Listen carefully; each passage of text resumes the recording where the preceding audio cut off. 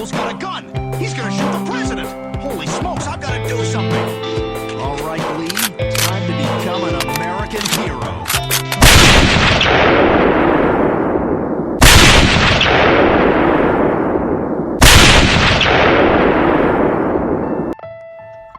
Darkmyths.org and Neopolis Media Group proudly present to you the Lone Gunman Podcast, featuring your host, Rob Clark, where research comes to shine and myths come to die.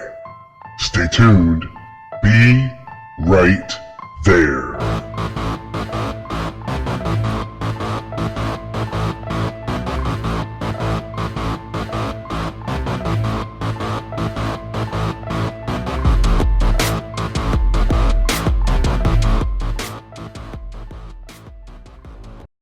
It has always been a mystery why the CIA, which had a growing file on Oswald, maintains it never talked to him.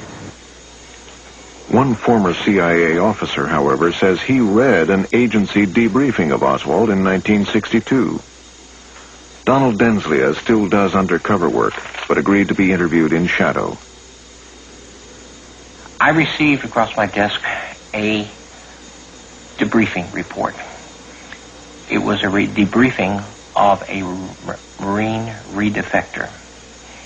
He was returning with his family from the Soviet Union and was back in the United States. The report was approximately 4 to 5 pages in length. It gave a lot of details about the organization of the Minsk radio plant. It was signed off by a CIA officer by the name of Anderson. Frontline showed the document to former Director Helms. I know of no contact that was made by CIA with Oswald when he returned to the United States. There may have been one, but I'm not aware of it, and I'm not able to shed any light on who it would have been. And this document doesn't change your mind? And that document doesn't change my mind in the slightest.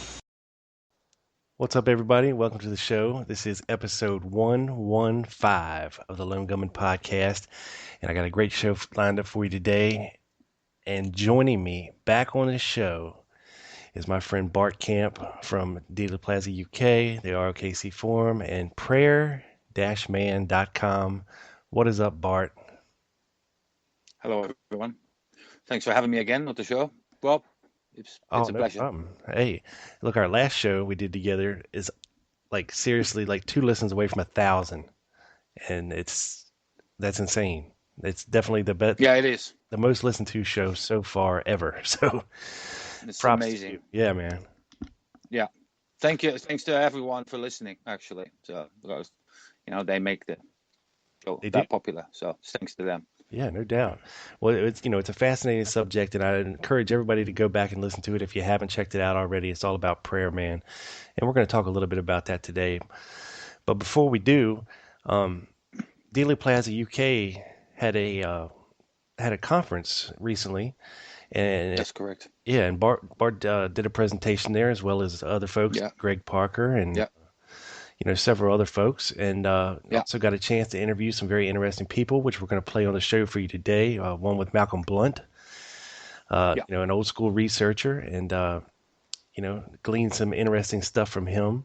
So Bart, why don't you tell us about this conference that you attended and gave a presentation at? My pleasure.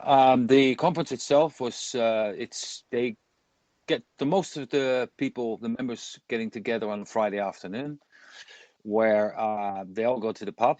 I didn't join until Saturday morning. So I got up at 5, got on the train, and it's in Canterbury, which is south of London. And for those who don't know, Canterbury is a city filled with history. There's quite a bit of architecture left from the 1500s, 1600s, or even the 1400s, I think. It's absolutely amazing. I was in a hotel that was right next to called the Canterbury Gate, which actually leads to the Canterbury Cathedral. And the conference started on Saturday morning, and I was the second speaker. The first speaker was Alaric Rossman, who did a thing on the rifle about the confusion regarding the rifle, regarding the Mauser and the Malik Carcano, and how long it took for Dallas police to actually rectify the matter. Now, whether it was a Mauser or a Carcano or a Lee Enfield, I'll leave all that up to the specialists to debate. I know only a small bit about it. Then I did 2-hour sessions. I did the first bit, spoke about the films and the pictures that pointed out and the people at the Texas School Book Depository just after the shooting of JFK.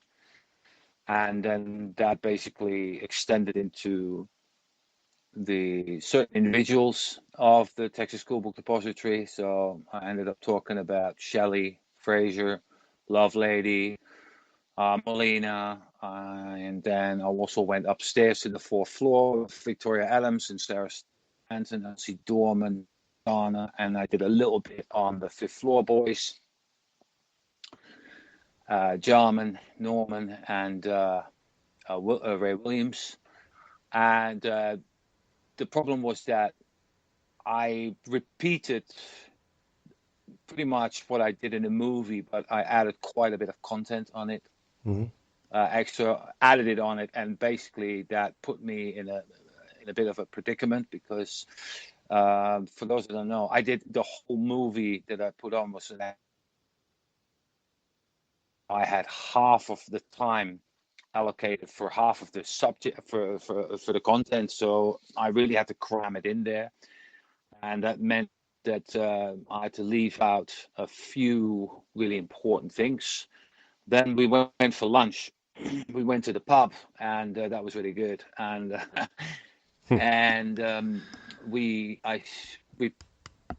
continued with the interrogations of Oswald, but just before that, I basically completely destroyed the 2nd floor lunchroom encounter.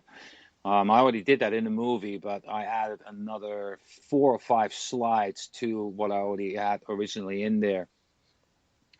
So it went from a 2nd floor lunchroom encounter to a 2nd floor lunchroom encounter that never existed to there never was a 2nd floor lunchroom in the Texas School Book Depository. That's just a joke, but basically with stating all the newspaper articles, the reports, and the actual witness testimony, it never happened basically.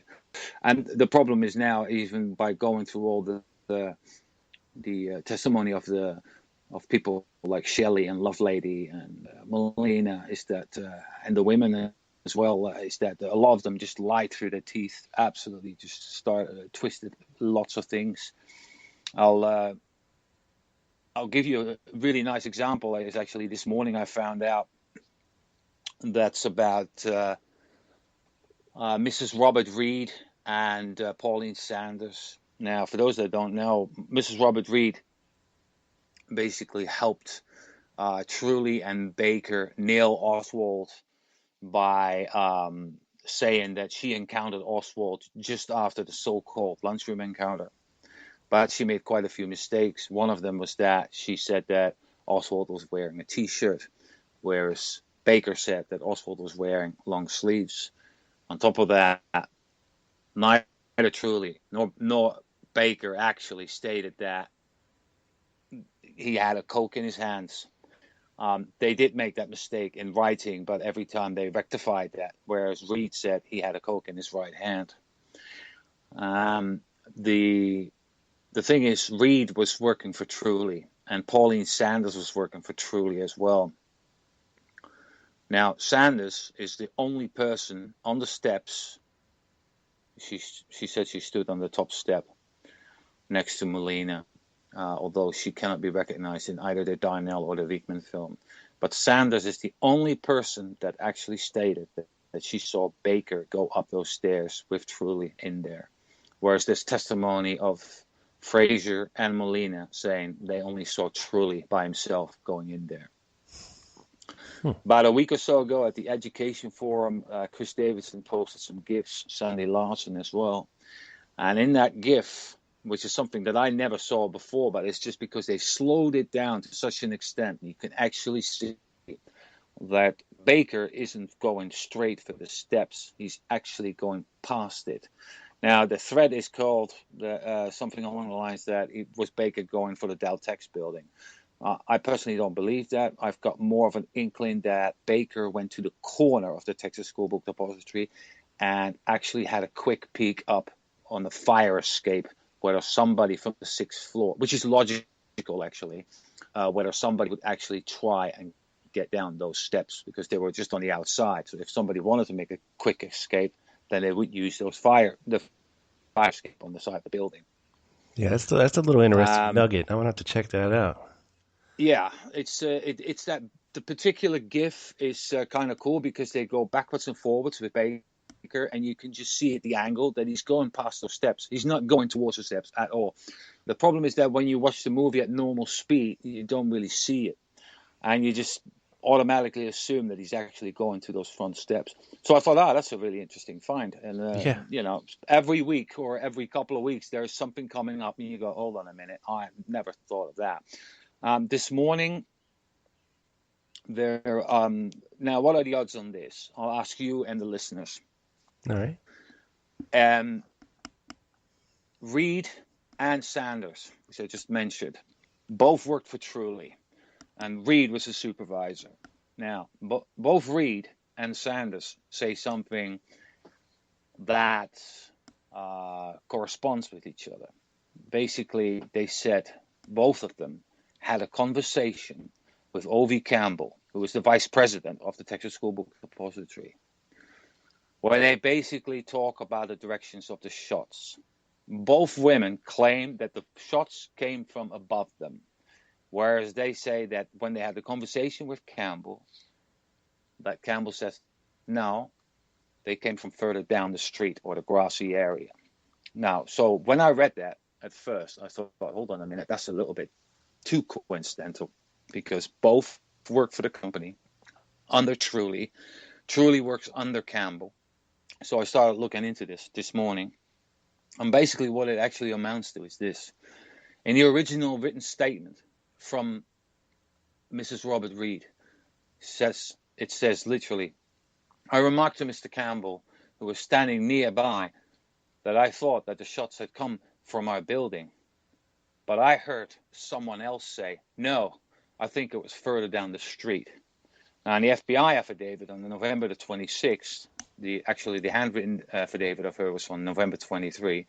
In the FBI affidavit of November 26th, there is no mention of this conversation at all, nor is there any mention in the Secret Service report of December the 4th. But when it's time for the testimony in front of the Warren Commission, the bit of someone else who replied to her is actually being changed into O.V. Campbell instead. And Pauline Sanders makes mention of the O.V. Campbell conversation on the November 24th in her FBI statement. And she does not repeat it anywhere else, nor does she get called up to testify. Right?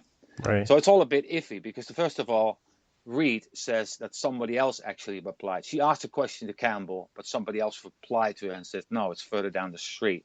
By the time it's at the Warren Commission, she actually turns that someone else into O.V. Campbell. Pauline Sanders does the same thing. The other thing is that's really iffy is that Sanders, on the second page of her FBI statement, there's a whole telephone conversation that she actually has with Reed. And basically there's a half a page of hearsay. A truckload of hearsay is basically being relayed with regards to Oswald's so-called encounter with Reed in the second floor office. So, and then the whole thing is basically jotted down in support of that so-called second floor lunchroom encounter. It just doesn't add up, and the things are being changed a little bit too easy. That's one of the finds from this morning. We managed to get hold of Melina's HSCA testimony. I'm still going through that. There's a lot of talk with Melina about the GI Forum, William Lowery as well, major person of interest. I'm still looking for the Dallas Morning News article where Lowery was exposed, which was actually just before the assassination. love to get hold of that. And now, who was this guy? Who was this guy, Lowry? William Lowery was actually okay. What it was is that Joe Molina was part of an organization called the GI Forum, and the GI Forum were basically Hispanic, ex-military or ex-Navy people, and it was more about human rights. They tried to bury their people in I forgot the name, a specific cemetery in Dallas, and they weren't allowed because of their heritage, and because race thing back then, so they put that organization together to get more civil rights, and that was regarded as pretty subversive by the Dallas police, and they actually investigated them. What was more important was that William Lowery was part of that organization, and he was an FBI informant, and he basically informed on everyone to the about the people in the GI Forum to the FBI. Now, they also know that the Communist Party tried to get members, so they tried to get Molina to become a member for the Communist Party, but he always refused. When you dig into the document, Molina basically gets, they knock on Molina's door at 1 o'clock in the morning after the assassination, and they've got a so-called John Doe warrant, but they don't have to exercise that because Molina says, come on in. So he lets them in, and they basically go through his house for about 2 or 3 hours. They don't find anything. They take a letter with him where his wife addresses somebody like dearest comadre, and they take that as comrade, like communist. Right. And they take that letter with them, and it's got some names on it. But other than that, they've got absolutely nothing. And of course, that letter's got no bearing on communist literature whatsoever. But he's basically a marked man at that point. He has to come into the Dallas police station on the 23rd, and he goes there at 10 o'clock. And he's been given a runaround. They put him down, sit down, you can't go anywhere, blah, blah, blah. He's there till 5 o'clock. In the meantime, during those hours, while he's there and just answers every question they asked him, Jesse Curry can't keep his mouth shut and basically exposes him as a subversive. There's... I think on my Prayer Man site, I think it's on the Joe Molina page, there's video of Jesse Curry where he basically starts blabbing about it and names him as well. And the press knows about this as well. So his name is basically beamed across the world as a potential subversive. And that basically puts his job at risk. Molina gets let go within a month after the assassination. They'll give him 3 months pay, 3 months half pay, Christmas bonus, see you later. This was all done under the excuse of they were automating the processes in the accounting department as such.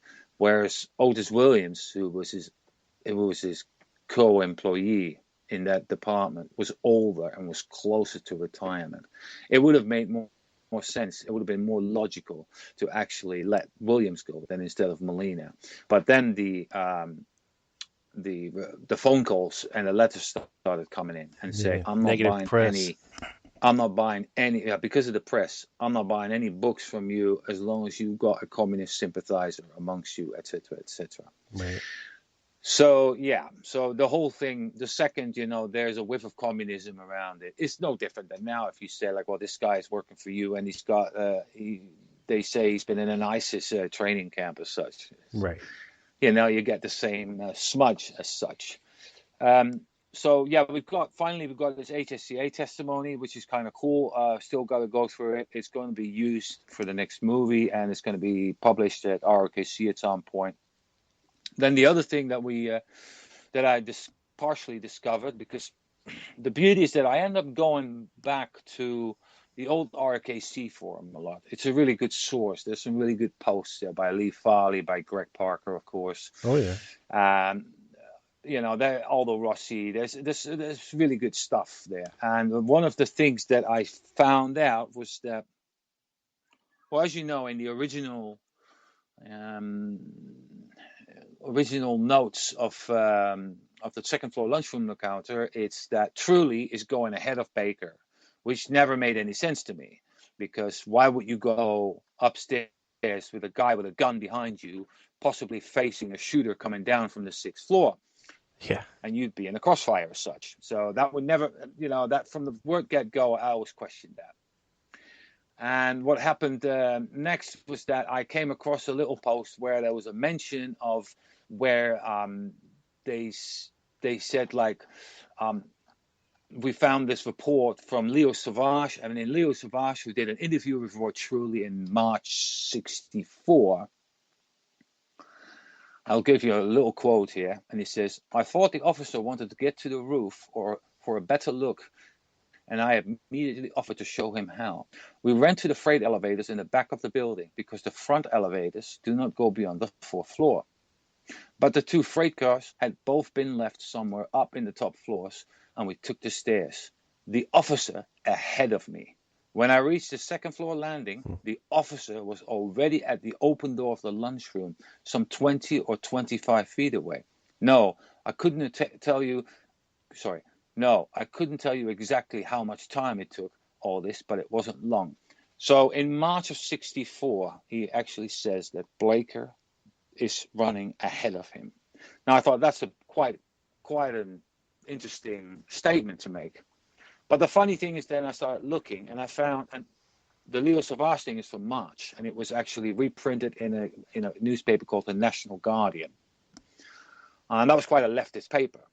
But then I found a copy of the Detroit Free Press of December the 7th in 1963, where in a different interview, Truly again says that Baker walks ahead of him. So I thought, oh, that's 2 sources. But then I found a 3rd source, and that's called the New York Journal American of May 24th, 1964. So we're talking December 63, March 64, and May 64, on 3 occasions, where basically Truly says that Baker walked ahead of him. So I thought that's quite surprising to read, and the contradiction of it as such. But also, it is logical, it makes much more sense than him walking ahead of Baker. Well, yeah. So it's an interesting thing. If you want to read about this and see the articles, you just go to the RKC forum, and there's a thread called Ahead of Me. Then I managed to find. I knew about this already about a year ago, but I never got any physical material about this. And this is I found the material of a Canadian researcher who used to correspond with Harold Weisberg and with Richard E. Sprague a lot. I'm not going to divulge his name yet because I'm waiting for some more stuff to come, and then there's going to be an article about it. But the bottom line is that he only had Wiegmann and Algins and Hughes. He didn't have Darnell or Couch as such. Right. And from what I gather, he basically managed to get a fairly decent copy of Wiegmann and had a really good look at it and basically sees Prayer Man. Now, they are still talking about the whole doorman, love lady thing, etc., etc. Right. And they're juggling about who's who. But the fact is that he recognizes him, but he also makes sketches of him. And the sketches, I've got them, and they're very good, actually. Now, they'll come out in due course. I'm going to use them in a new movie as well. So, and I'm waiting for some more material. And once I've got that, there's going to be a big piece on my website. Now, speaking of the movies, I'm going to make an attempt to start in about 2 or 3 weeks. There's going to be 4, maybe 5 movies. And at first, I thought I was going to do them in 25-minute segments. But the 2nd floor lunchroom encounter is going to take me at least 40 to 45 minutes. And the thing with the people in the Texas School Book Depository, same thing. And the movie material probably lasts half an hour. And, so overall, everything is going to be between a minimum of half an hour to maximum 45 minutes at least. So it's going to be a long thing, but at least I'm going to break it in 4 or 5 bits as such. So, and they'll start coming out probably by the end of May, early June, and then gradually get released over the months June, July. And then I'm going to take a break from it for a bit because it's been a bit full on. Getting back to Canterbury, So I did a 2-hour talk, and that was really good. I used it as training. It's the only video I'm not showing. All the other videos have been put on YouTube. I used it as training to see how I would get along with the new material, and how long it would actually be itself. And I just learned a few little bits, and it made me even more realize that I had to break the movie in 4 parts, because otherwise it probably would become 2 to 2.5 hours, way too long. Yeah. And so I thought, okay, chop it up, and because the movie's coming out in about a month's time, I just left the talk itself, left that off. After me came on Larry Hancock. He did a really good talk regarding the security, and that was national security events compared between the response between November 22nd, and he compared it with the Reagan shooting or 9/11, and it was really interesting because he just looked at the bigger picture. It's more from a historic perspective, and it was good listening to. The only problem I have was that we were just staring at a few pages of some text with a bunch of bullet points on it. Yeah. So that can be a bit testing, and also his talk was, I'd say, about an hour and a half long. So it was, especially with the old guys, it's hard to stay focused on that. But no, I thought it was very good.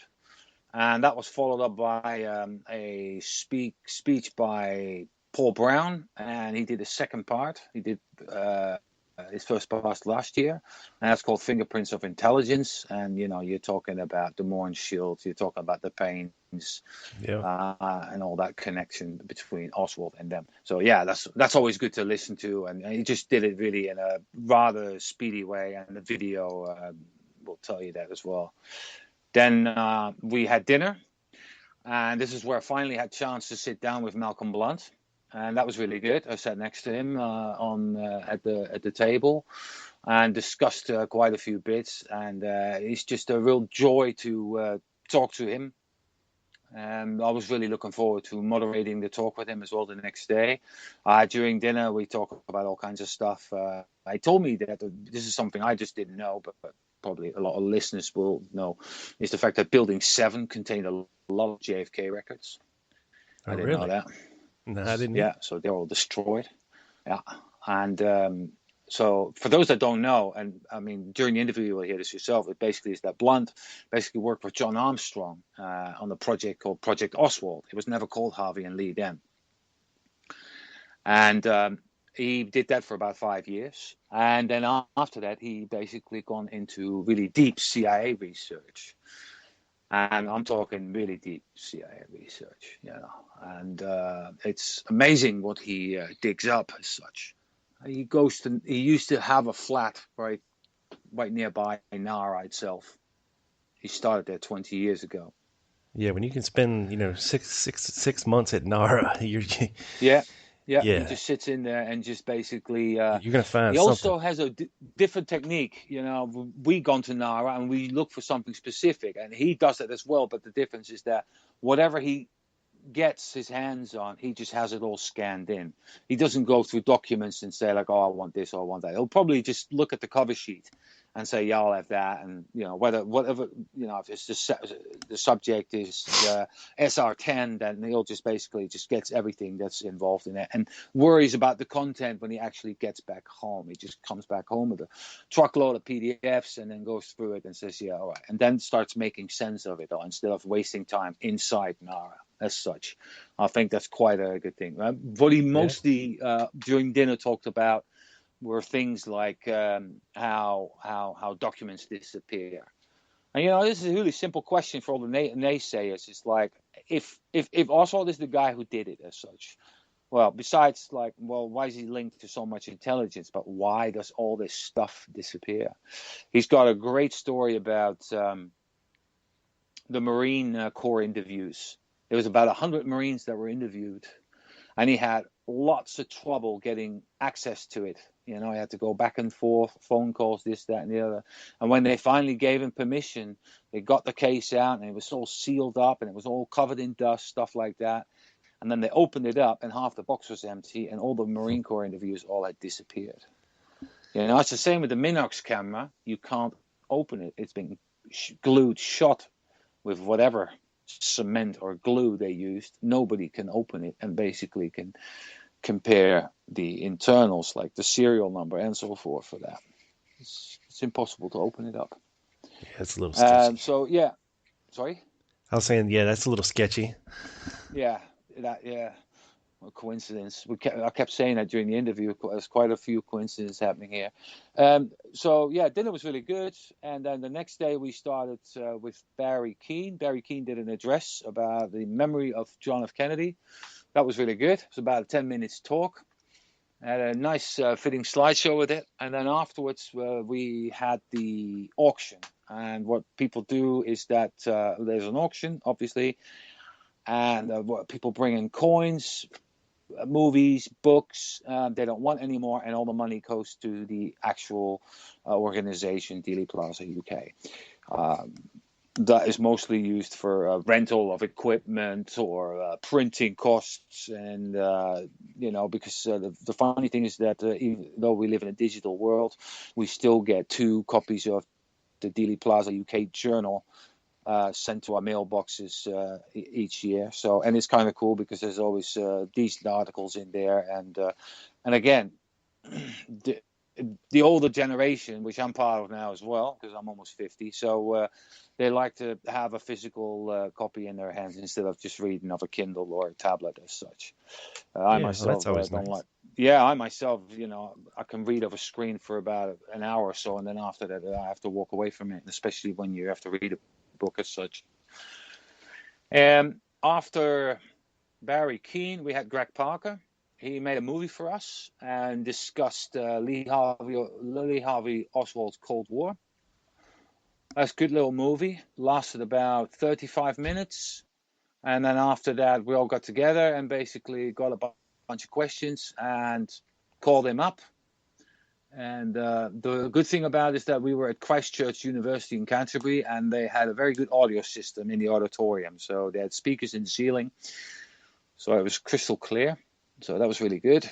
That's one of the main things with these seminars, conferences, is the audio. It has to be good. Yeah. And luckily that was the case. So that was really cool. And then after that, I had my talk with Malcolm, which you're going to hear. And that was about an hour's worth, close to that. And it was really interesting. I know Alan Dale does some really good conversations with him, and they're more deep than what we did. I've only did about half of that. The other half was a bit more straightforward. A few were loaded questions, very bit ambiguous, and just basically let him do the talking about it. But I thought the mix was good. I hope to talk to him again next year. It would be a total privilege to do so, and then probably go a little bit more deeper in things. This man has so much knowledge. It's insane, and there's only one of the very few people who just keeps going Nara over and over again, and he knows these people as well, and he's quite a cool customer. He's really calm, and that works to his advantage, because he also keeps telling stories of how certain American researchers, when they find out that a box is empty, completely lose their cool and have a go at the staff at NARA as such. Right. And the thing is, although you're entitled to get angry about it, but you're talking to the wrong guy, because he's just the person who actually picks these boxes up and does the search for you, because it's quite a convoluted thing. It's not as straightforward as a lot of people think when you go to NARA. Instead of here are the numbers, go get this for me, because you basically put your stuff forward, They then actually go sit behind a computer and look it up. And then at set times in the morning and in the afternoon, they go into the areas as such and pick up these boxes and then bring them down for you to look at. It's a really slow grinding process to go through. And he's one of the most experienced ones to deal with it as such. But yeah, it was really good. And yeah, it's the best thing I've done so far, actually. It also got me more interested into this whole deep CIA thing. I might start digging into that later this summer, just to change direction for a while. Then after that, we had Bill Beadle, and Bill Beadle actually is part of two groups. Number one, he's part of the Plaza UK, but he's also part of the Whitechapel Society, and they are actually looking a lot into the Jack the Ripper type thing and that era around it. But what he did actually, he looked into presidential assassinations overall. Now, apparently there were 13 attempts, and he basically spoke about 4 of them. And it was really interesting as well. Just the fact that it wasn't just solely JFK. He just basically pointed out like bits that overlapped on in certain assassinations and the bits that were farther apart. Overall, it was just a really good talk. I just suggest you just watch the video as such while he just basically talks through it. It was really good. And then after that was Gene Shields. Gene Shields has done quite a few talks for Dealey Plaza UK. And it was called Friends and Family, exactly like that, within the assassination as such. That was a good talk as well. It was just refreshing. Like I said, the same thing with Bill Beadles. It's just the fact that they just go, instead of going through the usual motions of the rifle order, this, that, and the other, that's been done to death as such. Yeah. So, it was kind of cool. Yeah. And I'll tell you what, the conference went by really quick. It was just like, oh, is that it? Because on Sunday, I think it stopped around 4 o'clock or 4:30, whereas we stopped at 5:30 the day before that. And yeah, it was just over rather quick. I mean, I was home by about 8 o'clock in the evening, and I spoke to a few the next day, and everybody says I've got withdrawals. So, and I was like, yeah, everybody had a really good time. And to all the listeners that are in the UK, if you're interested in joining us, then I suggest you go to dealeyplaza.org.uk, and there's info there to how to join. Contact info as well, obviously. And the thing is, we don't do just the seminar in Canterbury. We go a lot of mini seminars as well. So every 2 months, we've got a seminar. We do quite a few in London. As far as I know, we've got one in May and one in July in London. And we've got one in Derby, which is up north near Nottingham. And we've got one lined up possibly in Birmingham.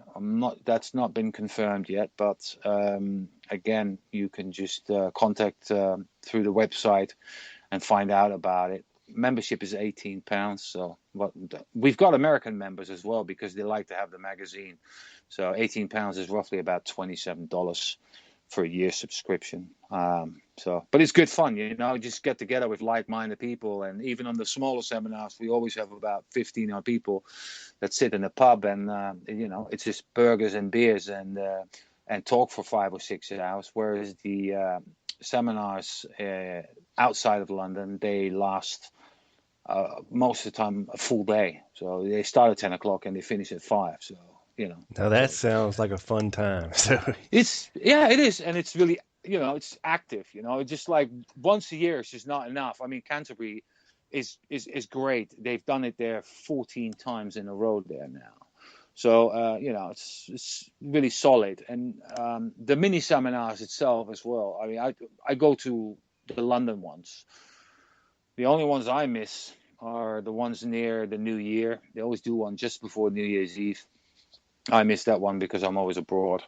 But other than that, I try to do that. And I'll probably go to the one in Derby as well, because the thing is also, if you go to outside of London, you just get to see different faces, because not everybody wants to go on a train for 3 or 4 hours just to come down to London as such. So, but yeah, no, it's great fun. And, if you just want to have a good chat with like-minded people on this whole case and discuss things, then yeah, it's a great place to go to as such. Yeah, especially some of the younger people. I know I got a lot of listeners over in the UK and in England, and specifically, and yeah, I'd highly recommend checking it out, because there's a lot of guys with a lot of knowledge there, and you can learn a Yeah, lot of stuff, and yeah, breathe new life into things too. yeah.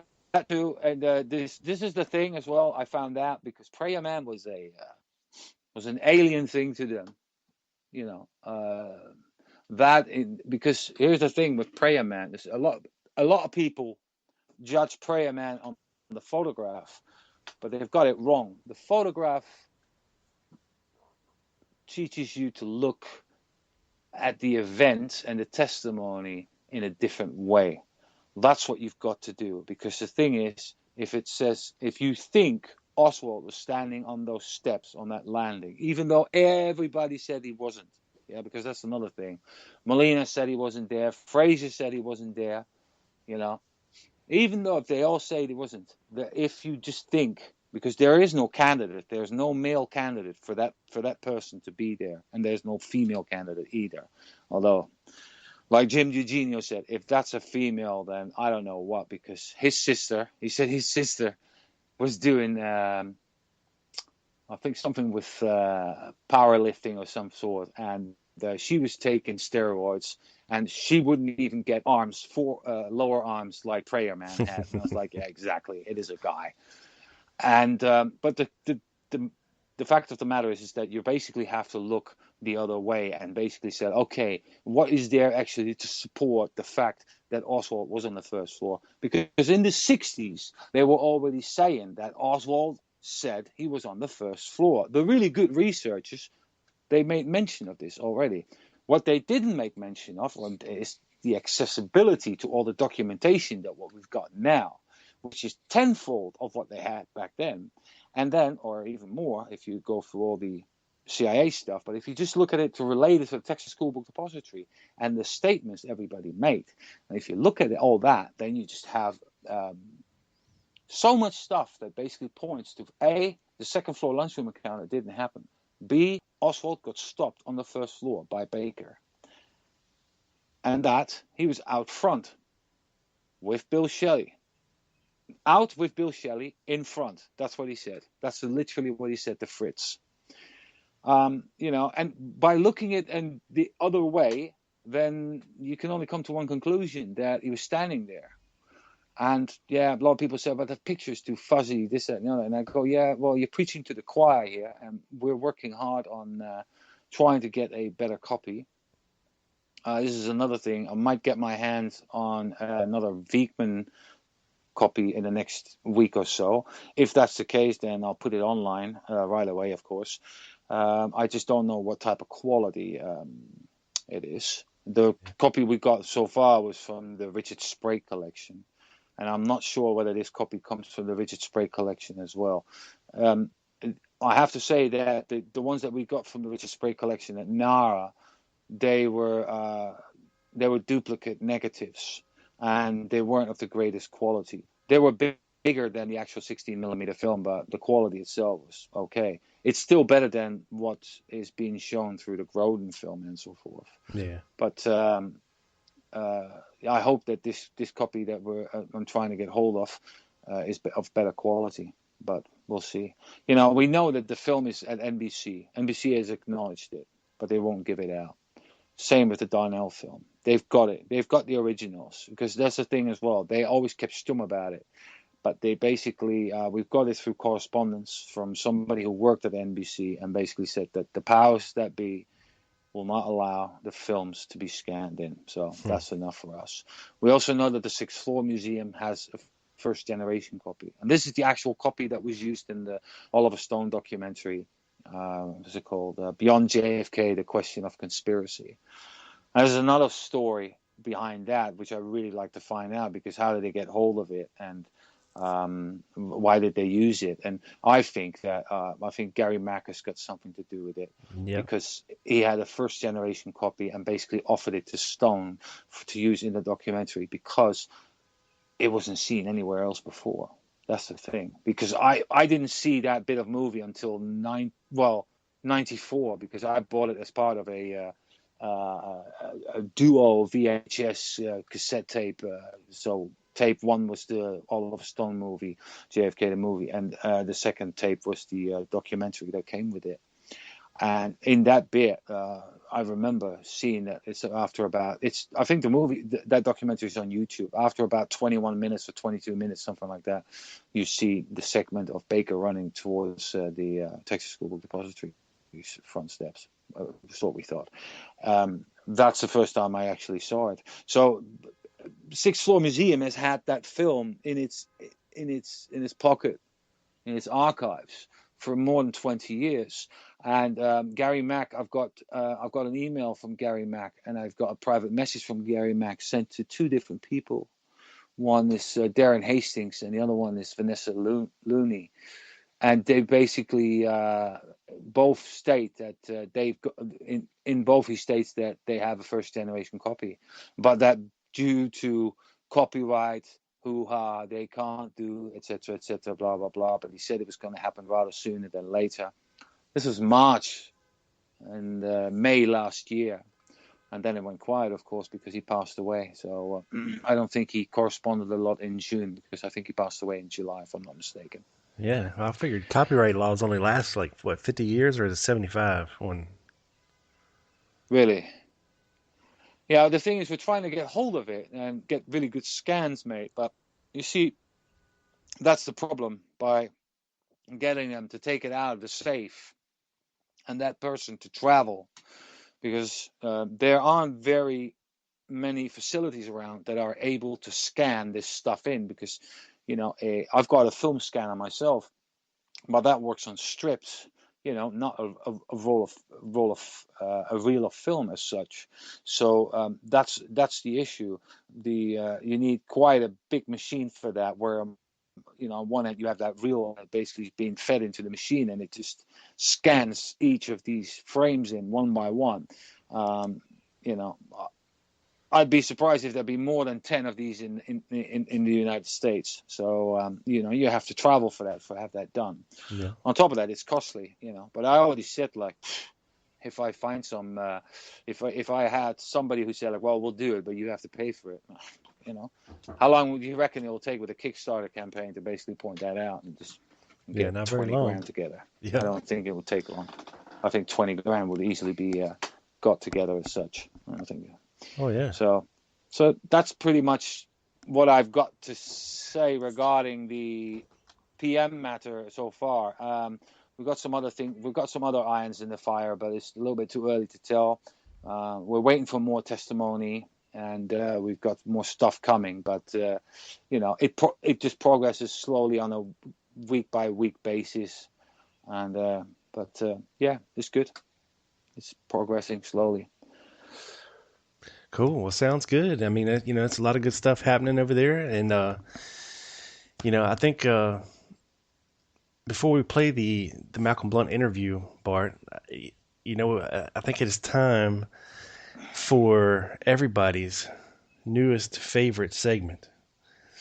And it wouldn't go well unless I had some kind of a technical difficulty playing this audio, but I'm going to try again. It is time for... Ridiculousness of the Week. That's right. It's time for Ridiculousness of the Week, people. And I know we skipped it last week because of the Keith Gilbert interview. So this week, Bart, there's some big tabloid news going on over here. I touched on it a couple weeks ago, with this whole Ted Cruz's dad thing. I don't know. That smells like Roger Stone. We have Facebook too. We see everybody posting the stuff, and Jeff Morley did a piece on it, and yeah. Well, just when you think ridiculous. That it can't get more ridiculous than that, it does, because somebody sent me a behind the scenes email from one Ralph Sinkay. Oh gosh, here we go. Here we go. So, for those of you, out there who follow what, like I said, stuff on Facebook and things like this, you know that Ralph has found someone in the crowd on Main Street, who he's now calling Rafael Cruz as well in Dallas. Okay. But that's not all. That's not all. He compares him. To a college photo, I think, of Rafael Cruz, and to me, to my eyes, it's just not the same person. The ears are different. It's that simple. The problem with Sinky is that whatever he does, it doesn't lead to an answer. Here's the thing with Prayer Man, for instance, and he tries to ridicule that, but he's been on this doorman thing for years, right? Yeah. That the photo's faked and it's Oswald and this, that, and the other, and him and Larry Rivera, etc., with the pictures and all that. None of it leads to a conclusion. Now, the only reason why I'm actually delving into Prayer Man is that it can lead to some sort of conclusion. Now, here's the thing. If I find out that it's not Oswald, that it's somebody else, right? I'm telling you here in front of everybody. And I will wind Prayer Man research down right there, right then. Okay? But I'm willing to place that bet because I know it's Oswald. The fact is that if you get a good scan of that film, because that's what everybody wants, because all the testimony and all the newspaper articles and so forth in the world is not going to convince everybody that that's Oswald out there. Because to us, the picture is the cherry on top, right? Right. You see, the so-called enemy, the fake CTers and the lone nutters and so forth, they start at the photograph, whereas the photograph or the film, better yet, is the end bit of all the testimony, of all the lying. Yeah, because practically every Texas School Book Depository employee lied through their teeth. Right? I think the only one that didn't lie was Victoria Adams, and and they inserted bits of testimony in her testimony as such, and made it look like it was her testimony. Where she, when you read Barry Earnest's book, she clearly states, "I never said that." Right. And she points it out really simply because I end the sentence with "sir," "yes, sir," "no, sir," and there's a whole segment in there regarding that, and there's not once the word "sir" is being used as such, and that was quite a good indicator.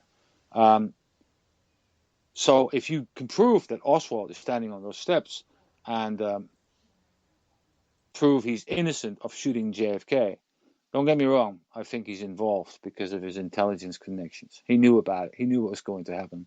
His body posture tells me that as well. Standing in that corner, in the shadow, completely uninvolved, compared to Lovelady, who actually starts behind the African-American and going all the way up the steps and leaning over to look down Elm Street, and basically also with Shelley leaves the steps almost immediately after the shooting.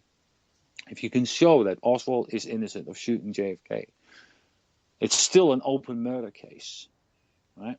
It's not been closed. So if you show that, then they have to reopen the murder case because they have to find out who shot JFK. Well, my God, that would be such an avalanche on every department as such. And that would create such an outcry. More of an outcry than the Oliver Stone movie could actually do. Unless, of course, the people aren't interested anymore. I don't know. But I think the people are. I mean, the movie that I've done, for some reason, every day there's between 300 and 400 people that click to the link towards that movie and watch it. And I have no idea why and how. But it was roughly, for the first 8 or 10 weeks, I was doing about 100 a day, 80 to 100 a day. And then all of a sudden, from I think end of Feb, early March, it just went to 300 to 400. And it's been going since. I think I'm close to 27,000 views so far, which I'm really grateful for. So those that have watched, really thank you from the bottom of my heart for watching this. So from that perspective, compare that to Sinky, where it just basically keeps nattering on about fake pictures, and they never point the fakery out. They never point masking out as such. Well, I mean, I know only of a few instances where I believe that the material has been faked. One of the autopsy pictures is definitely faked. It's the one where they hold him up and they show the back wound. There's a massive mask in the back of the head. That picture is at the ROKC forum. You just have to go in the photo section and scroll down. And there's a photograph, and you can clearly see the jagged lines of a mask as such. Plus, medical photographs are supposed to show the maximum amount of detail of everything. And yet there's a massive black patch on the back of the head of JFK as such. That is definitely a masking job, and it's definitely fakery. There's no shadow of a doubt, actually, that's been messed with. Then I believe as well that the Zapruder film had a paint job on the back of the head as well. That's something I've been working on over the last year or so as well on the side, and there's a few bits there that just don't add up. As a photographer, I've been a photographer since the early 80s, since 81, and there's this one element that just doesn't add up. And the funny thing is that if you compare that with a Mormon Polaroid, and although people say, well, the Mormon Polaroid came really, really quickly online on the air, and I said, yeah, but that doesn't mean anything, because newspaper print is really really coarse. The lack of detail as such, and on top of that, painting slightly over a small part of the back of the head. Making that darker can be done in an instant. It can be done in 60 seconds with black ink as such. I've done retouching myself. So on Polaroids, on prints, on bromide prints, on glossy prints, I know all about it. So it's really quickly done. The problem is that if you look at the angle from where Zapruder was shooting and the angle from where Mormon was shooting, the so-called shadow is in two different places. That's impossible when you only have one light source, which is the sun. So it just doesn't add up. But anyway, that's completely besides the point. Sinker doesn't take you somewhere where you can go, all right, you know what, this amounts to something. And the thing is also, his blog is just every day, over and over and over and over. And, Robin Unger, for instance, takes him to task. And there's a couple other guys here on Facebook as well. They just post his stuff. Yeah. And, our opinion at ROKC is that he just talks to himself. Yeah. Just like Albert Doyle, he talks to himself as well. Yeah. The biggest JFK troll that you've got, and they just talk to themselves. Nobody cares what they have to say. No, but here's the ridiculous part, because supposedly behind the scenes now, Ralph says that he's been talking to the National Enquirer magazine, and they're very much interested in his research of Rafael Cruz on Main Street and his photo analysis, and apparently they're going to be publishing his work on that in an upcoming issue, as well as they're very interested in his work on, of course, Oswald in the Doorway, which they're going to be featuring in their tabloid magazine as well. So millions and millions and millions of trashy people around the world who read these magazines are going to be getting exposed to the great work of the Oswald Innocence Campaign. Yeah, that's the problem. Yes. But you know what? If the National Enquirer wants to put that piece forward, then they should really simply also read Lovelady's testimony of that the FBI came round with a table-sized print that same evening of the assassination, with a print that was 30 by 40 big, right? Yeah. Huge print. And he just went, that's me. And when the FBI agents were just relieved and just said, like, all right, cool. We're relieved because one guy at the office said, like, that's Oswald on the stairs. But that's not sensational tabloid news, though. Yeah, because this is also the reason why we can't get hold of the films at NBC. That's why. Because they know. They know. Because if they knew that it was somebody else, they would have given the films out and said, yes, Kennedy and blah, blah, blah. Well, this is only going to make it worse. Yeah. Well, that too, yeah. But you know what? It's tabloid. Yeah. So, And so is Ralph and they got C.K. nothing to back it up with. Ain't that the truth? And that, folks, So. is your Ridiculousness of the week. Okay, Bart. I think it's about time that we give everybody the pleasure of the Malcolm Blunt interview. Is that cool with you? Yes, definitely. So everybody hang in there, and we'll be back afterwards. Enjoy the interview.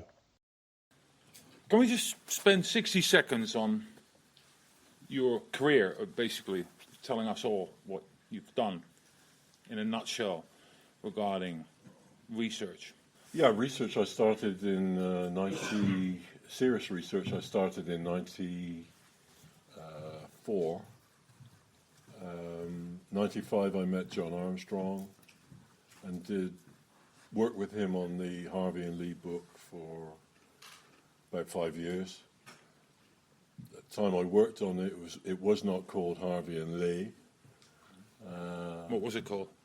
It wasn't called anything. It was just called an Oswald project, I guess. And I was much happier with that. I was much happier that we would try and get some sense into the biography of Oswald by going through FBI files and CIA files and whatever was available, and doing interviews as well. We did interviews, quite a few interviews, and come 2000, John seemed to sort of go on to this Harvey and Lee tack, which I didn't particularly like at the time. So we had a slight disagreement. Fell out for a year, but then, got back to being friends again after a year. And then I went really in a separate direction. I went more towards CIA research, which interested me more than anything else. And I've been doing that ever since, really. So I've been doing that for maybe 12 years, 13 years. Yeah. So you go to NARA, you've been there a lot? A lot, yeah. I spent 6 months sessions there sometimes. So. Okay. So let's talk about a few matters. I mean, if anybody wants to talk about NARA as well, obviously, I can help out there. Yeah. For those that don't know, NARA is the National Archives in Washington, where all the goods are supposedly are supposed to be. So let's just talk about a few things with Oswald in regards to his Dallas Police Department interrogation, as per the Fritz in the book out notes, and where he basically said that he didn't own a rifle, did not purchase the gun from Seaport traders, he did not shoot anyone out front with Bill Shelley and so forth. Do you believe Oswald's answers? Yes, I do. Yeah? Yeah. I don't believe he shot anybody that day. I think the guy was entirely innocent of that. I think he was intelligence connected, for sure. So that's my opinion on that. Yeah. Right. Okay. A bit before that, we've got the Carlos Bringuier affair. What was that really about? That looks like a CIA production. To draw attention to the fact, draw attention to Oswald and his connections to the FPCC. Whether that was more than the FPCC, whether it was the actual precursor to setting him up for Dallas, I don't know. But there was definitely a complete setup, and Bringuier was part of that. And Bringuier is a very difficult character to get to know, to understand, I think. Why is this? Because he tends to duck and dive a lot. I mean, and you tend to get the impression that he wasn't connected to the Central Intelligence Agency. He was connected to the FBI. But I think there were indicators around that he was perhaps more connected to the agency. When you look at the summer of '63, it gets quite interesting because Jeff Morley's done the Joanidis stuff, and we know that George Joanidis, who was a very senior CIA officer, he had a house in New Orleans. He was certainly in New Orleans. Another heavy hitter in the CIA Cuban operation group was William Kent, and he was there in the summer of '63. And I've just learned that an even heavier guy from the agency was down in New Orleans in the summer of '63, called Carl Trettin. And Carl was down there. So you had this nexus of CIA, heavy-duty CIA people, coincidentally, in New Orleans at the same time as Lee Harvey Oswald was down there. I know Joanidis is, it's been said that he basically was like the paymaster for the DRE. Sure. Yeah, all right. Yeah. Okay, what's the connection between Oswald's stay in Russia and the Gary Powers U-2 incident? Oh, God, that's a long question. Well, we've got the time.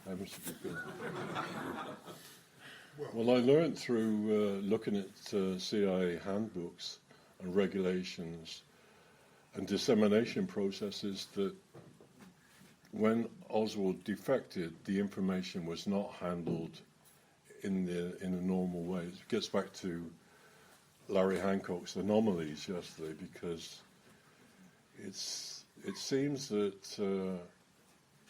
the security office before the defection asked for a single channel dissemination on Oswald information. In other words, ahead of time, before Oswald defected, they asked for information. Any information that came in on Oswald was to go only to the security office and nowhere else. It never made it to the Soviet Russia division. It only ever, on defection, all those early documents went to the security office. One particular bit, which was the security research staff. The security research staff was joined at the hip with Angleton CI SIG. They were just like, two sides of the same coin. So I tried to figure out why that took place, and the only thing I could work out was the dissemination to the security office, to the security research staff, and Angleton's group was done as a mole hunting exercise. That's the only, because there was when I say it was a single channel dissemination, it did go one other place in CIA. It went to the Recording Integration Division indexing, which is like a passive location. In other words, once it reaches there, it doesn't go anywhere. But if you're an agency, you work for the agency, and you want to look for an identity, for a name, you want to run a trace, you fill up a form, which is a Form 362. And then on that Form 362, you have to leave your name, your extension number, date, whatever it is. So if anybody came looking in RID indexing, which is passive, the information stays there, Angleton and the guy at SRS, who was Bruce Soley, probably, would have red flagged RID indexing. So if you go and look at RID indexing and you're looking for someone that you think might be a mole, it's there because that person has requested Oswald information. So there you go, there you have it. So Oswald would have been loaded up, I think, with the only thing I could think of the information worth having would be the U2 information, based on the fact that he was in Atsugi. Or he may never have been anywhere near, knowing anything about the U2. It doesn't matter. It doesn't matter. Because of the political embarrassment the Soviets were feeling I mean, they were beside themselves, and they were, furious with the overflights. It was a huge political embarrassment coming down from the Politburo, and I have many Russian protests to America on the U-2 overflights, copies of those. In addition, I have Gary Power's debriefing as well, one of his debriefings. Malcolm, do you think Powell's mission was sabotage? Oh, that's an even bigger question. I've looked at that. Gary Jr. says no. He just, he says, he says something. I've debated with Gary on this. But the immediate outcome was the cancelling or the sabotage of the summit. Well, Dulles so testified. He said it. Well, no, he didn't. I'll get that wrong. He testified that there was a flame out. That was it. Engine malfunction. That's what he testified to. In other words, it wasn't hit by drunk missile guys in Spudder-esque. Fall on their sword, so to speak, if they found themselves in that situation. Weren't the pilots supposed to kill themselves, basically? Yeah, they were supposed to have a silent kill. Yeah. Powell didn't do that. No, I didn't do that. No. Fletcher Pro, he thinks that that's a flare out and well, he said it was a sabotage. Sabotage, yeah. That's right. For the Paris Peace Conference. Yeah. I don't know. You can speculate every way to Sunday on this. They say But I mean, it is an eerie coincidence, isn't it? The peace conference in Paris was going on. To really screw that up. I mean, they shouldn't have been flying an operation on May Day. But proving it is another thing. Yeah. Oh, regarding proof, was Oswald ever in Mexico? And if so, what was he trying to achieve? Back in '98, a long discussion with John Newman at the archives. And I said to him, he said to me, what are you doing about Mexico City? I said, I'm doing nothing about Mexico City. And he said, why's that? I said, well, it's a swamp. It's a total swamp.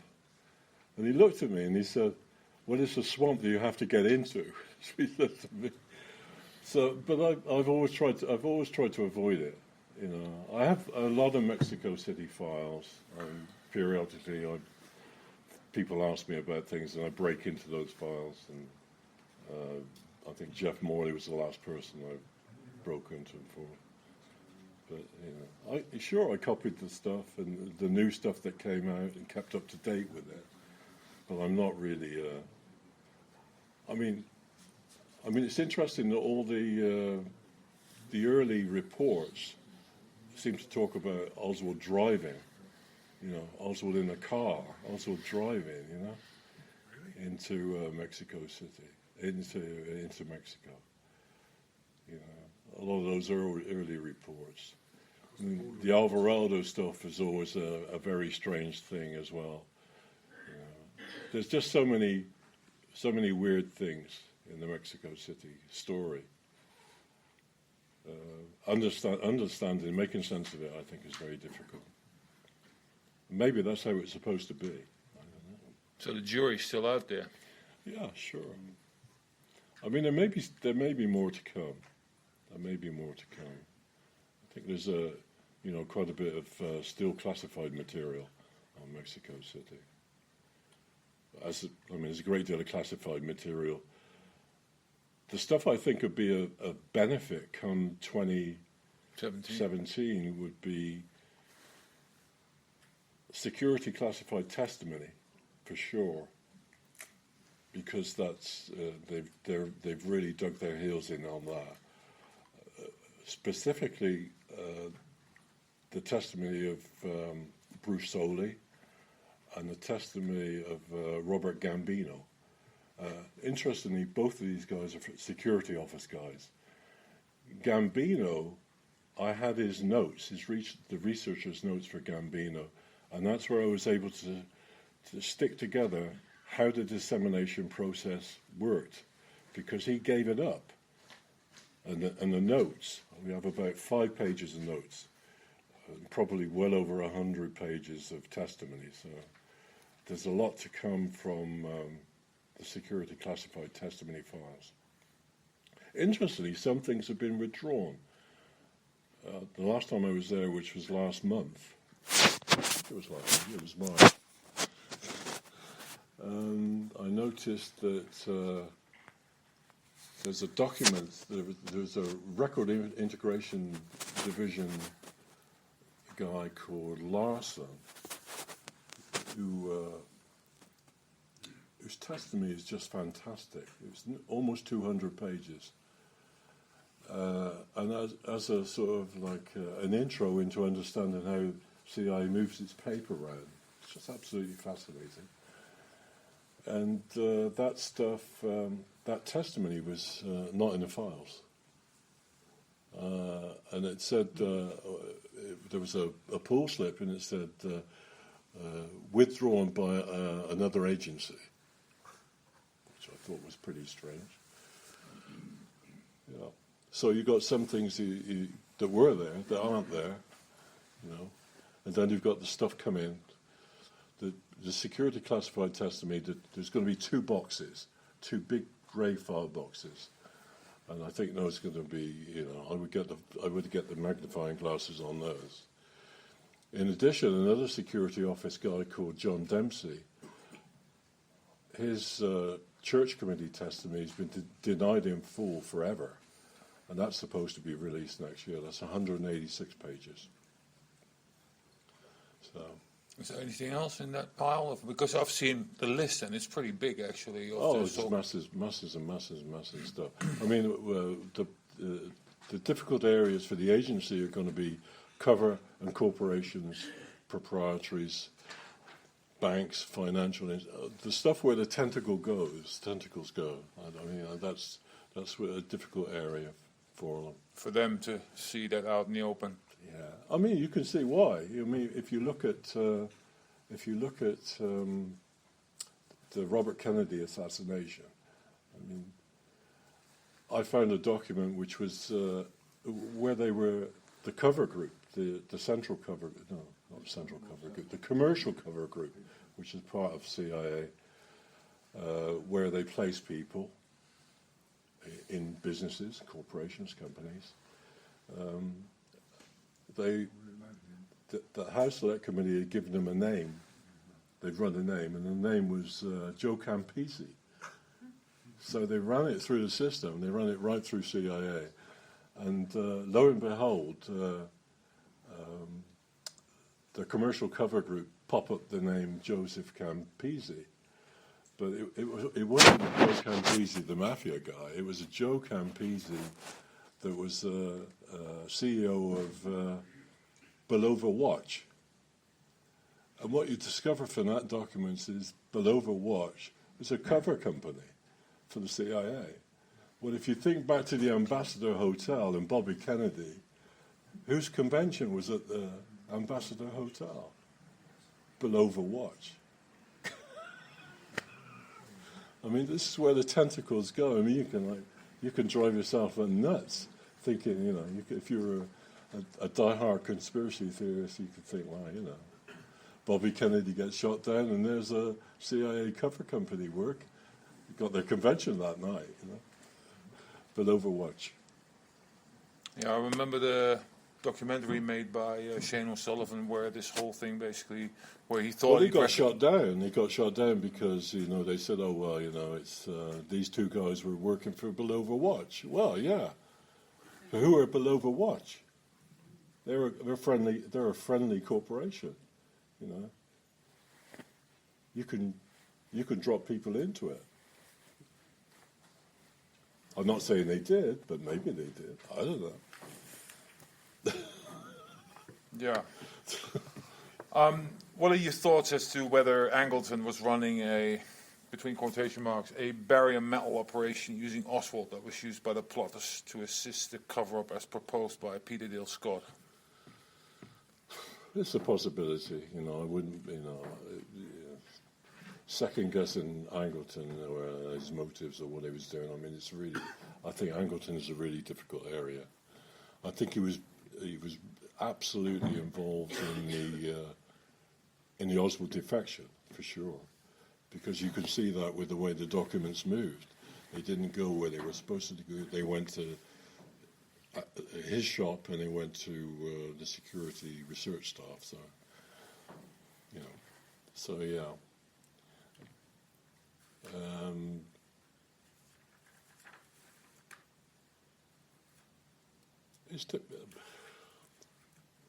Peter's probably right on that, I would say.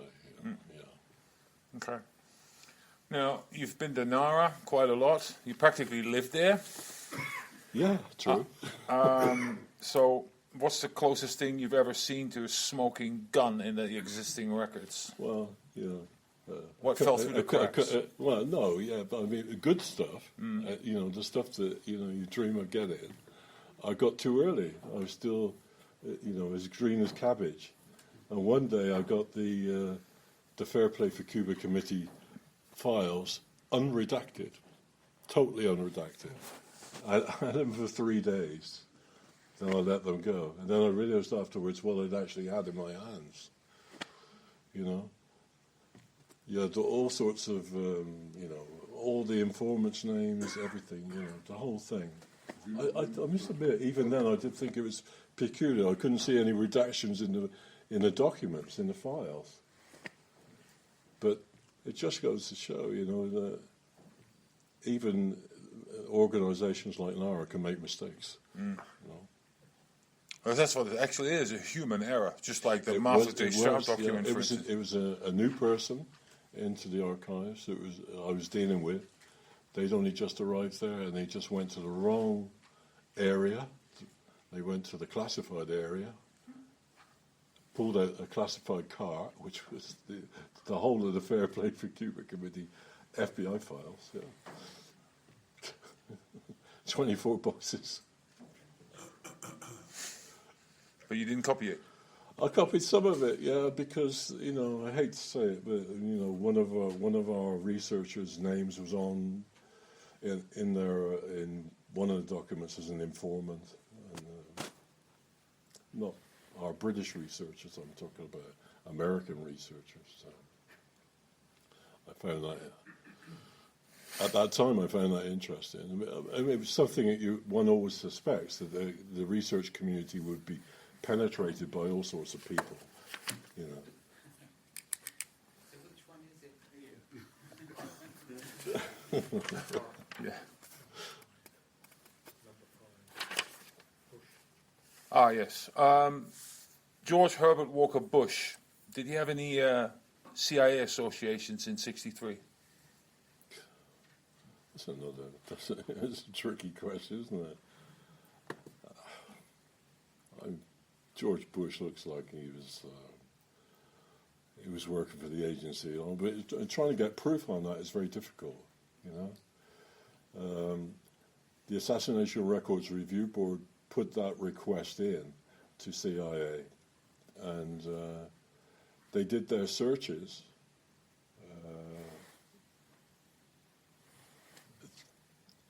There's a part of CIA which is called the AARC, which is the Agency Archive Record Center, which is in Alexandria. And they went through everything.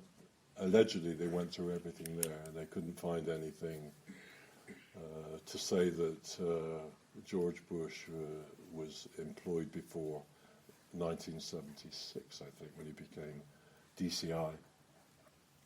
But they did find what they call a job number 80 something or other. Everything, all their job numbers begin with 80. So it was job number 80, and that file could not be located. What a coincidence. What a coincidence that is. Another coincidence. And a long pile, and a big pile of coincidences just to add on. NARA itself, what do you recommend for aspiring researchers? The AARB files, to get some sort of like sense of where to go, because they looked at everything. They looked at all the previous committees, the Warren Commission, the Church Committee, the Pike Committee, Edwards, HSCA, everything. They looked at everything, and they have all the notes there. The best files are the most productive files I've found. I think were. He was a guy that was seconded from Department of Justice, and that was Ron Haran. And he went through. He was meticulous. He went through all these committees, and particularly if you want to get into the church committee stuff, which is chaotic, and there's a lot of stuff which has gone missing there. We talk about missing stuff. I mean, if we had that stuff, it's just like the Holy Grail. I mean, it's just so much stuff missing from there. Key bits of testimony, it's just gone. They can't find it, they can't locate it. All the customs and INS interviews are all gone, all missing. The only bits you can find are the footnotes in the draft reports, where they've talked to customs officers and INS officers, and they quote different pages in the extracts. But coincidentally, all that stuff is gone. Can't find any of it. None of it at all. So, and that ties into 63 again, of course, because if you think about the way that CIA used INS people and customs people, they were used as cutouts, often used as cutouts, and they were co-opted. Cesar Diosdado down in the Keys in Florida, he was a co-opted customs guy, who lied through his teeth to the HSCA. It should have been put in jail for perjury. And this also ties in with the story you told a couple of years ago at the ARC about the Oswald's Marine Buddies records as well. Sure, that were hidden away. Yeah. And you went there how many times actually? You went there quite a few times. I was lucky in a sense, and unlucky with the result. But I met Pete Bagley, the former chief of Soviet Russia counterintelligence, and Pete phoned up the former editor of Reader's Digest, Fulton Arsler, and got me access, because everybody had been denied access to Box 3, which was the interviews with probably about 100 Marines. The great big cardboard box, which is like this, and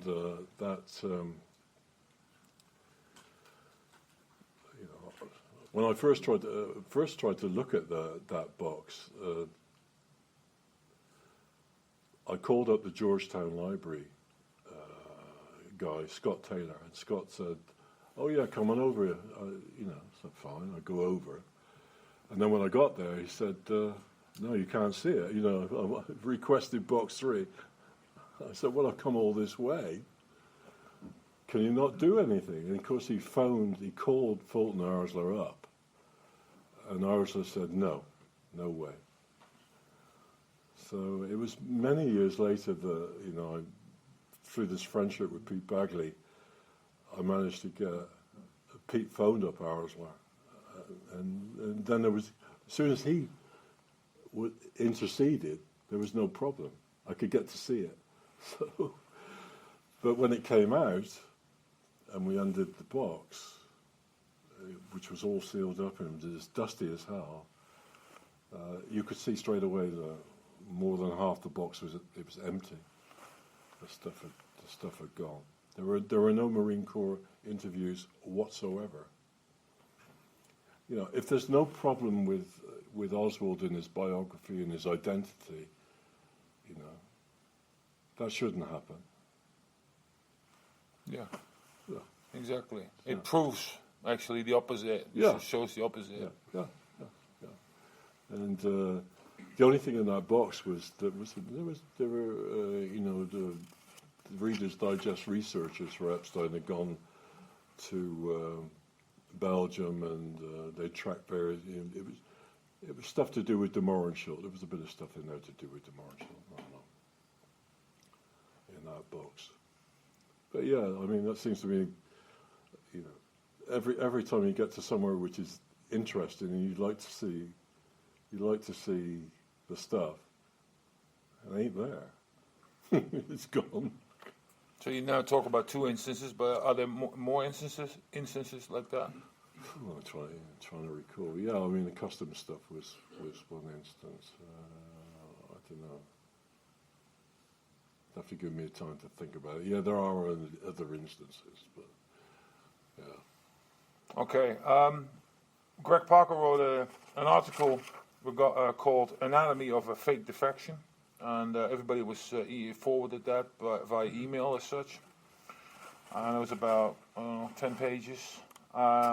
And of course, especially the program called Redskin. Am I saying it wrong, or is it red? Well, there's lots of reds. Yeah, of red. There's Red Skin, Red Socks, Red Cap. Yeah, you name it. Yeah. What can you tell us about this? Well, that was run through a component of CIA called SR-10. And SR-10 was just trying to think of the dates. In 1959, the director of, the chief of SR-10 was Paul Garbler, who's an interesting character.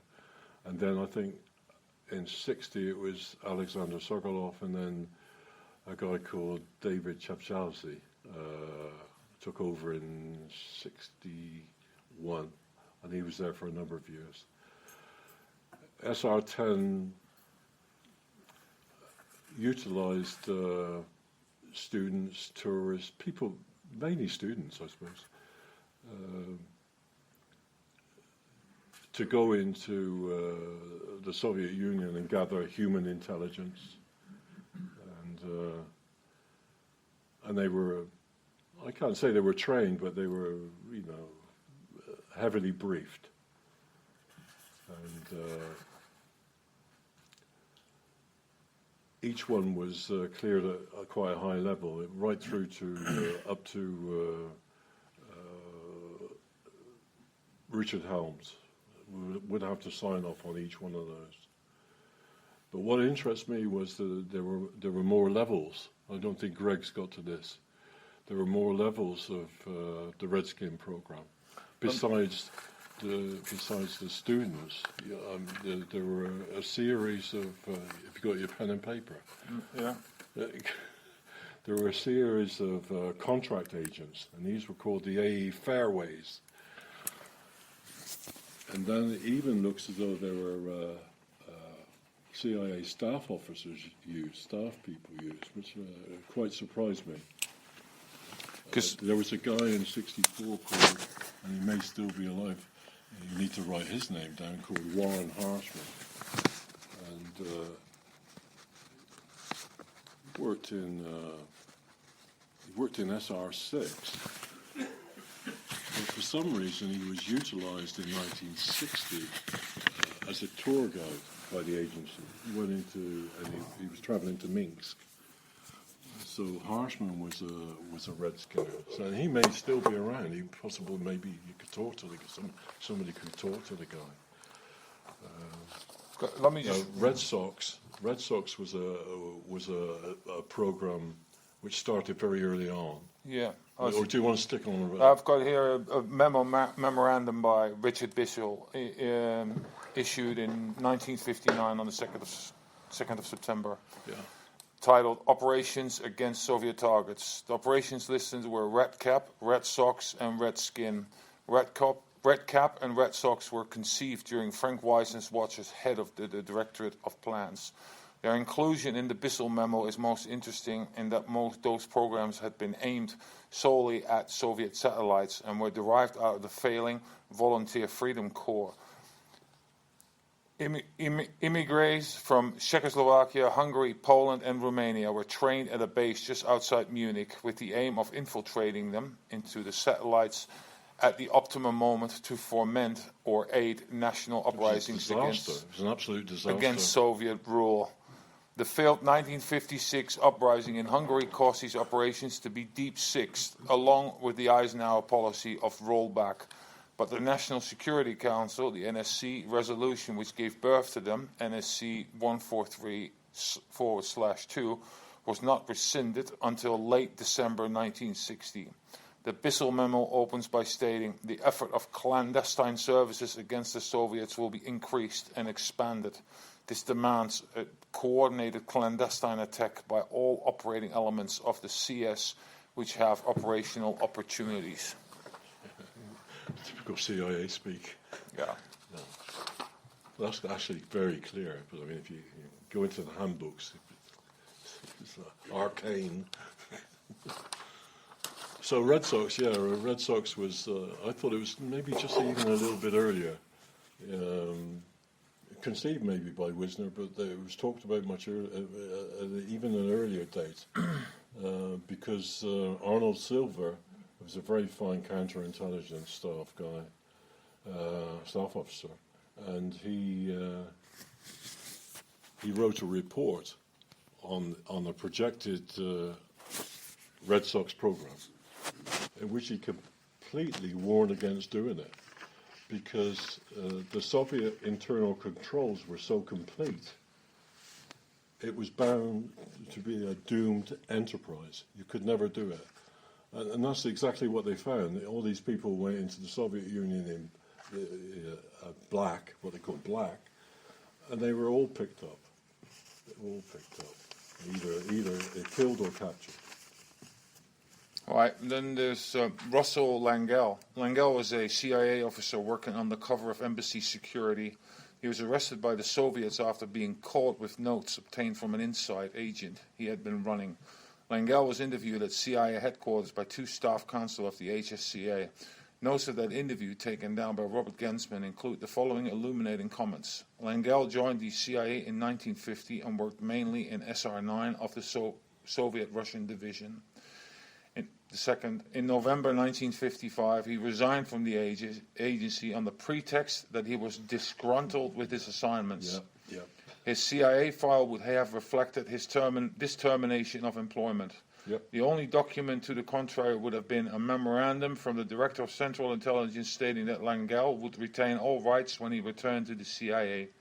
And thirdly, in March of '56, he started to work on the cover of the State Department as a security officer. After a stint at the Vienna embassy, he commenced at the Moscow embassy in December '57. Outside the embassy were Jean Lieberman and one other whose name was redacted. Additionally, there were 3 or 4 students who handled orientation projects. And then it says in his article, basically by Greg, it says, I don't know for certain what meaning the CIA gives to the word orientation, but the ordinary meaning of the word suggests getting people used to new surroundings, customs, etc., indicating the role maybe have included briefing others on their missions. A heavy briefing for the task ahead, I would say. Yeah. A heavy briefing. The question was Edward Keenan one of those students, and if so, was he perhaps in Snyder's office that day in order to brief Oswald on such matters? Well, Snyder's a case as well. I mean, I must admit, Keenan went right by me. It wasn't until I think somebody pointed out this, the fact that it was in John Newman's book. I'd missed it. It had gone right by me. But I know Keenan figures in the William Martin NSA defector file. I've seen references to Keenan in there. Although the references are that he didn't actually, the ones that I've seen, that he didn't actually meet Martin. And I'm sure I've seen somewhere that Greg seems to think that he did meet Martin. Is that correct? I think so, yeah. Yeah. Well, it's either, it could be the CIA lying to itself, who knows. But that wouldn't be a first either. Yeah, that wouldn't be a first time. But one of the cables I saw was it said that Keenan saw Martin in the company of, and I always get the lady's name wrong, Tatiana Chichesnika. It's one of these weird sort of Soviet names. So, in other words, that they were saying that he never actually met with Martin. Okay, and then with regard to the Bissell memo, actually 2 days later, Oswald was transferred to the H&H squadron, and he applied for his passport that same day. And that was just 2 days after Bissell issued his memo advising of the expansion of Soviet operations, which grew out of NSC 143/2. On January the 4th, 1961, Oswald expressed his thoughts of returning to the United States, and on February 13th, 61, he notified the U.S. Embassy of his wish.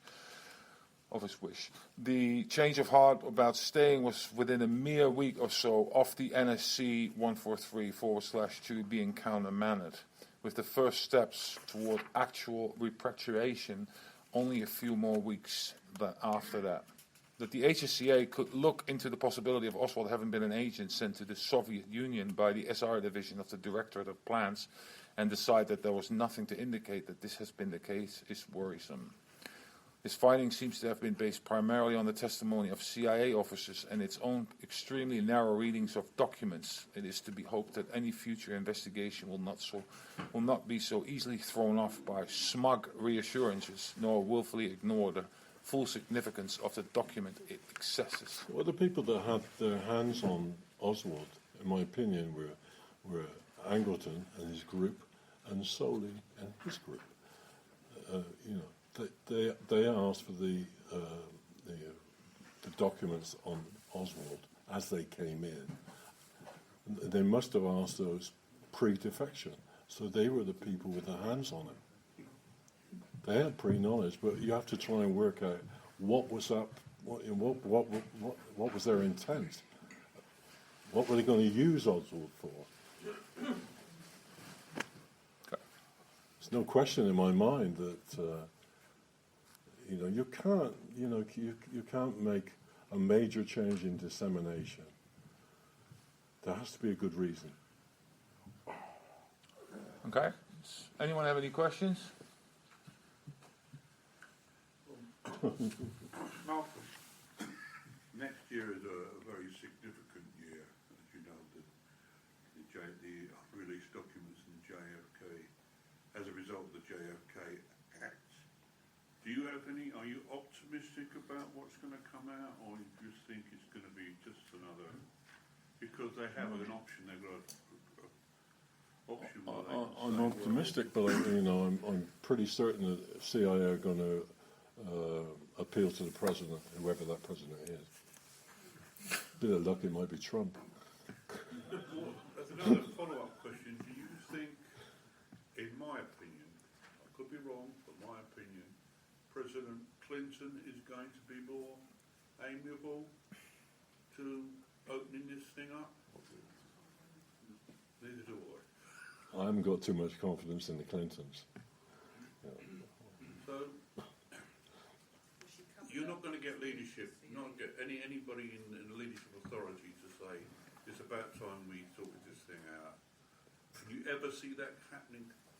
Can you ever see the political climate occurring where that's going to happen? I think you would get it if Sanders was elected. Well, one point. One point is that Clinton himself, Bill Clinton, has said that he believes there was a conspiracy in the Kennedy assassination. He said that when campaigning in 1992. He and Gore were both interviewed, and they were asked did they believe that JFK had been murdered by a conspiracy, and Clinton said, well, I'll leave that to Al to answer, and Gore then said wholeheartedly that he believed that there was been a conspiracy, and at the end of it Clinton said, oh, that's, he's speaks for me as well. So presumably he's Clinton, whether he was being honest or not, we don't know. Words, not deeds, not words. Yes, exactly. Exactly. And I always remember the interview that he did on one, I forget which one it was. Was it the 50th anniversary? There must have been the one before, the one big one before, where there was an interview that some news guy pushed a microphone in his face and said, do you believe Lee Harvey Oswald acted alone? And he just repeated back the words almost, but it was the way he repeated the words back. He said, I believe that Lee Harvey Oswald acted, great long pause, alone. In other words, the emphasis was on acted. He was playing a role. So that was a pretty neat trick. Well, bear in mind that that Blair used to copy Clinton, so we all know. Yeah. Lest we forget that Hillary. Yeah, there was some follow-on too. I don't know if I can say that. Have we got time for go on. The follow-on with what Greg said. They weren't really questions. They were more like comments. But one thing was where we're going to get more information, I think, in 2017 is the IRC and Leo Chern, whose pseudonym was, he was a CIA asset, and his pseudonym was Bruce Mastrocola. There's a lot more material to come out of the IRC, which I'm sure we're going to find interesting.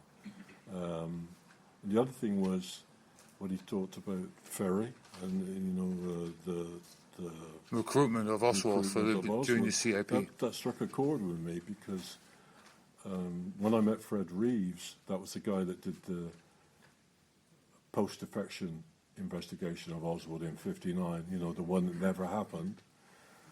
But Fred Reeves did that investigation, and I met him at the National Archives when he was searching for his own records without success. And we kept in touch afterwards. We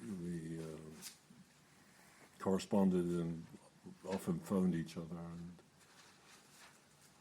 the one thing that struck me was he always wanted information on David Ferry and the New Orleans angle and the CAP. Although he was very close-mouthed about the subject of his own investigation.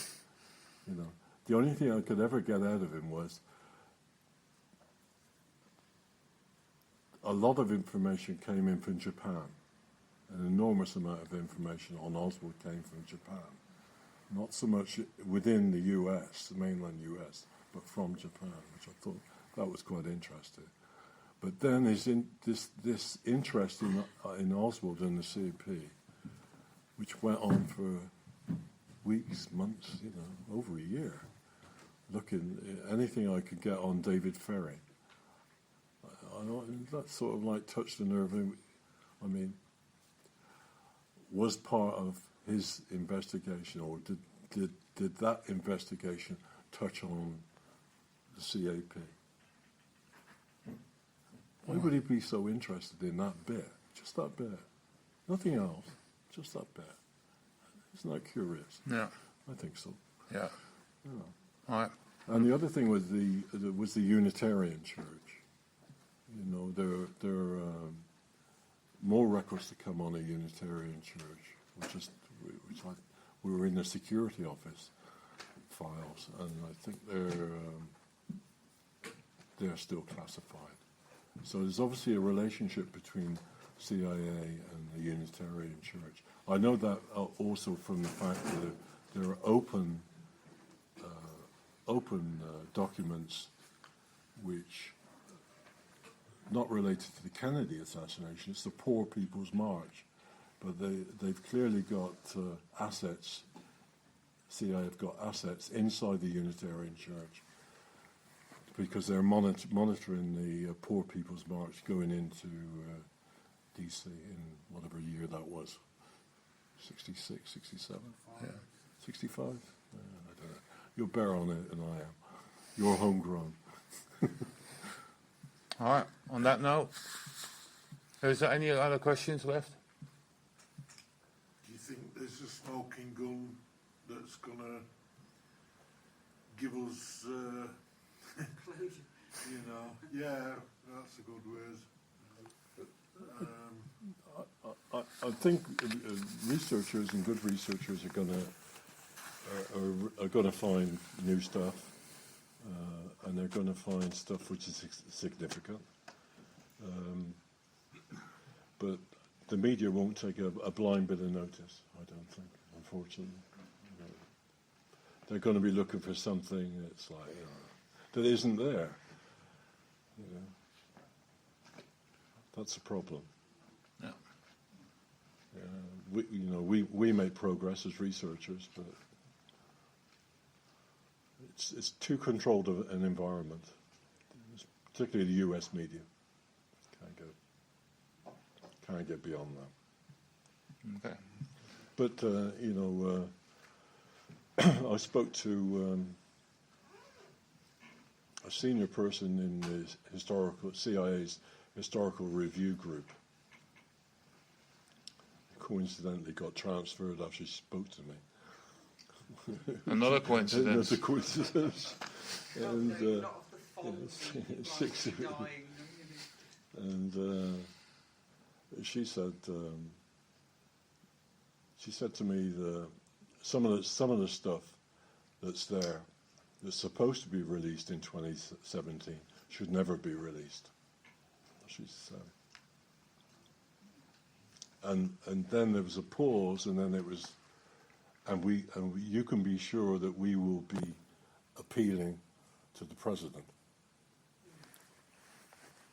Not just on one document, on many documents. So it's going to be, I suppose that'll be the news story, to see what's the CIA hiding this time. They're going to be appealing, and people can say, Thanks very much. Okay. All right, everybody. That was the Malcolm Blunt interview. Some fascinating stuff about CIA and ties to Oswald and the defection program and just all kinds of good stuff in there. And thank you so much, Bart, for giving that to the listeners. You're most welcome. I hope everybody enjoyed it as much as I did. Yeah, and I would also implore everybody out there who is in England or the UK to think about joining up with Dealey Plaza UK if you're interested in the case. It sounds like a good time and good people and good research being done over there, so definitely check it out. And I'm going to put up links to a lot of this stuff over on the blog. I'm going to embed some videos from the conference that Bart's got over there, and of course link you back up to the Prairie Man site where everybody can go check out Bart's excellent work, and be on the lookout for the new Prairie Man movie coming soon. Yes, definitely. Yeah, and I'll let everybody know again when you drop it, so just let me know. And thank you so much, Bart, for coming on the show again. Thank you for having me. Oh, it's my pleasure. My pleasure. So everybody head over to tlgpodcast.com for more. That's it. This sumbitch is in the can, beamed up the satellite down directly to your ears, people. This is your boy. Peace.